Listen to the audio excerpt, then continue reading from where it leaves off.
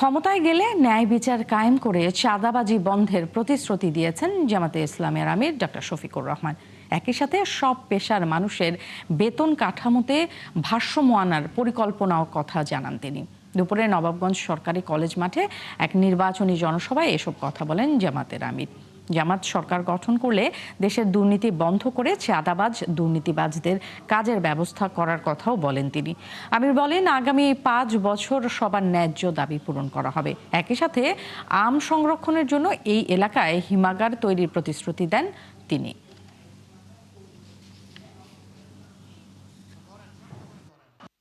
মানুষ বিগত 54 বছরের শাসন হোক আর অপশাসন হোক তা দেখেছে। ওইটা দেখতে দেখতে ক্লান্ত হয়ে পড়েছে। এখন বাংলাদেশের জনগণ পরিবর্তন চায়, পুরোনো বন্দোবস্তের রাজনীতি আর দেখতে চায় না। জুলাই যুদ্ধের সেদিন রাস্তায় নেমে বলেছিল, উই ওয়ান্ট জাস্টিস, আমরা সর্বক্ষেত্রে ন্যায় বিচার চাই।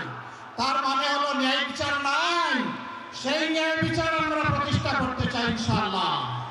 এই বিচার মুসলমান, হিন্দু, বৌদ্ধ, খ্রিস্টান, সাঁওতাল যারা আছে, নৃতাত্ত্বিক জাতিগোষ্ঠীর সকলের জন্য। এই বাংলার আসমানের ছাদের নিচে আর জমিনের উপরে যারাই বসবাস করে, বিচার ইনশাআল্লাহ তাদের জন্য সমান কায়েম করা হবে। ওই বিচার যখন কায়েম করা হবে, তখন বাংলাদেশে আর কাউকে চাঁদাবাজি করতে দেওয়া হবে না।